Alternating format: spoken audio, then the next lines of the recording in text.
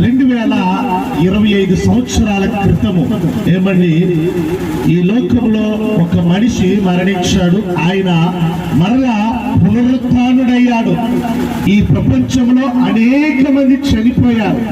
ఏమండి గొప్ప గొప్ప మహానుభావులు, గొప్ప గొప్ప పేరుగాంచిన వారు, లేకపోతే గొప్ప గొప్ప ఏమండి ప్రఖ్యాతిగాంచిన వారు, అలెగ్జాండర్ చక్రవర్తి లాంటి వారు, లేకపోతే ఏమండి బిల్లిగ్రామ్ గారు, అనేక మంది చనిపోయారు. కానీ ఈయనకున్న ప్రత్యేకత, ఈయనకున్నటువంటి ప్రాముఖ్యత ఏంటి అంటే చనిపోయినటువంటి వ్యక్తి ఆయన మరలా సజీవుడయ్యాడు. దేవునికి మహిమ కలుగును గాక.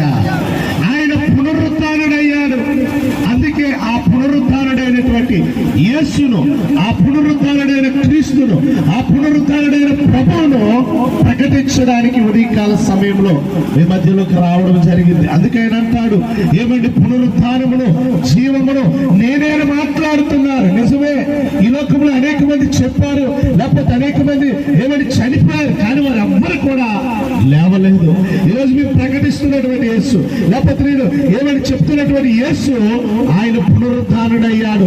ఆ పునరుత్థానుడైన యేసు నిన్ను నన్ను ప్రేమిస్తున్నాడు. ఆయన నిన్ను నన్ను ప్రేమిస్తున్నాడు కనుకనే ఏమైనా మనము కాదు, ఆయనే మొదటిగా మనల్ని ప్రేమించాడు.